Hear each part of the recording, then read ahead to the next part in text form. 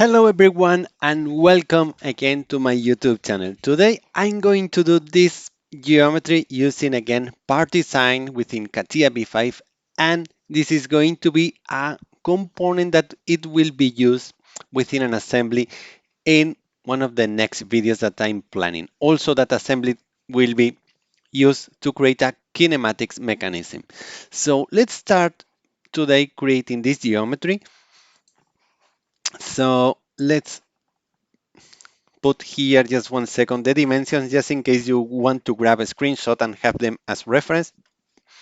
And now we can start with the geometry. So we can create an initial shaft to create the main geometry. Then we will do a couple of pockets and hole, and we will end with uh, adding radius to some of the edges. So let's start with the first sketch, which will give us the initial geometry. So if we put an axis there and we define its dimension in Z, okay, so let's see, we don't have the total dimension, so we are going to use the formula and we are going to make here the sum 47.57 millimeters plus 17.81 millimeters. Okay, so this is the total dimension in Z, and now we can create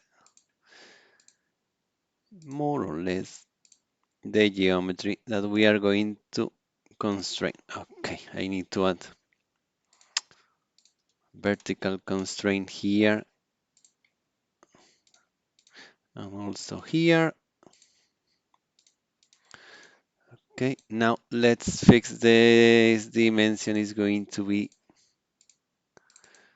17.81. Let's fix this dimension to be, let's use edit formula. We know the diameter 38.10 millimeters divided by 2.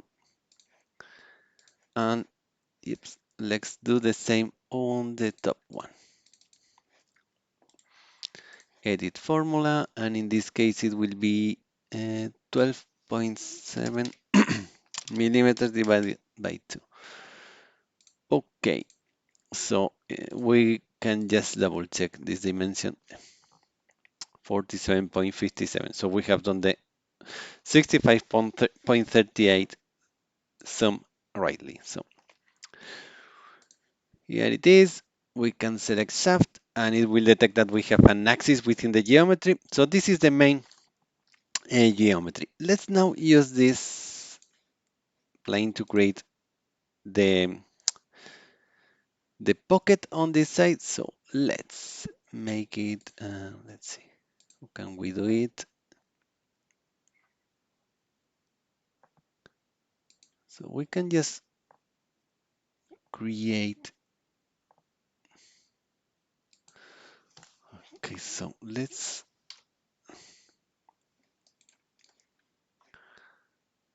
project this line. Let's make it construction, project it. Now let's do yes,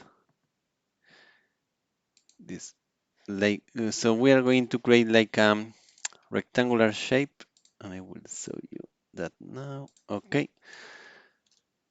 we don't need this, so we can add here now the radius, which will be, let's put this like this and create an arc by 3 points. One, two. Oh, let me just. Okay, I always forget. There it is. We know that this radius needs to be 9.53. Let's see what else do we know.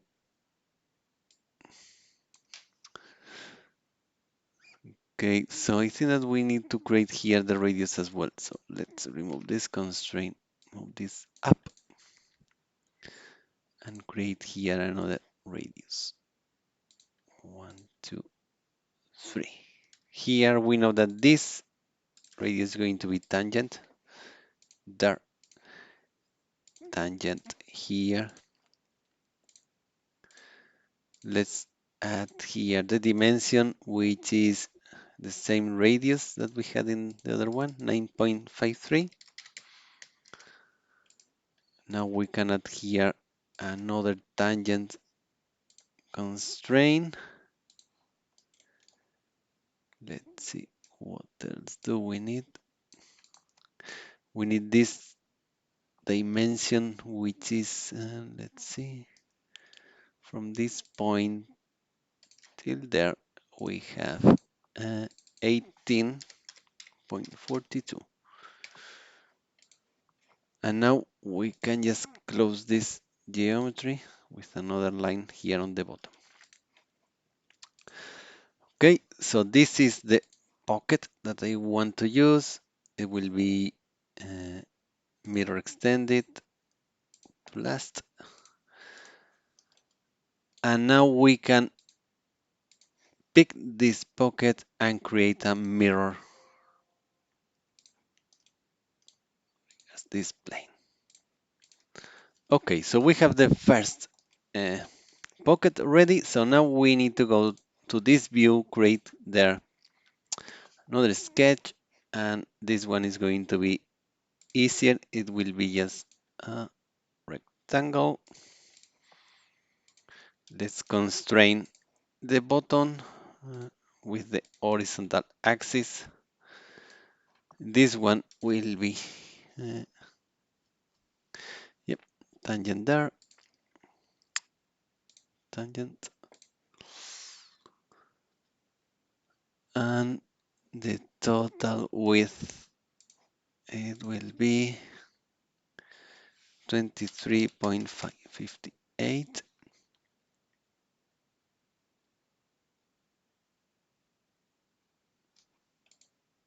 Okay, so looks like we have all the dimensions now.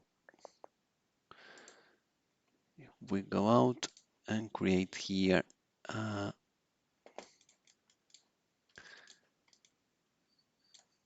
let's preview. Okay, so why I cannot do it mirror extended? Okay, need to pick dimension, mirror extended, and there we have it.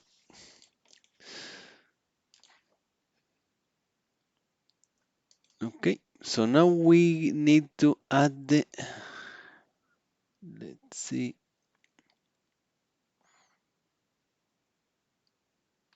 so we need to add the radius, which is,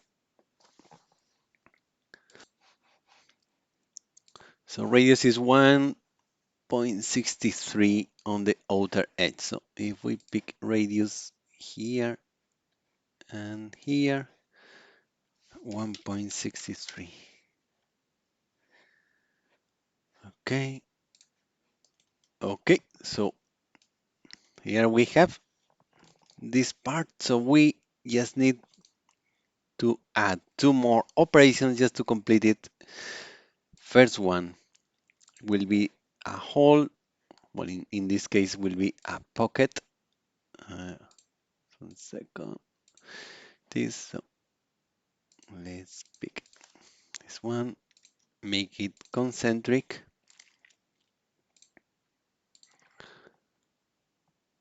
Okay, and radius, I think it is concentric, but not sure at all. So let's remove concentricity just for a second. And let's use the dimension that we have against this top line, which is 19, sorry, yeah, 19.62. It is important to keep all the dimensions accurate because when we will do the kinematics, we need to be so that we don't have any conflict between components. So let's use the same dimension that we have on the image that I'm using as baseline, just to avoid any further problem. Okay, so we can add here 30 to be sure that we go through both sides. There we have, and now we just need to add here on the top. Let's put the sketch there. And this is similar to the operation that we did on the previous part.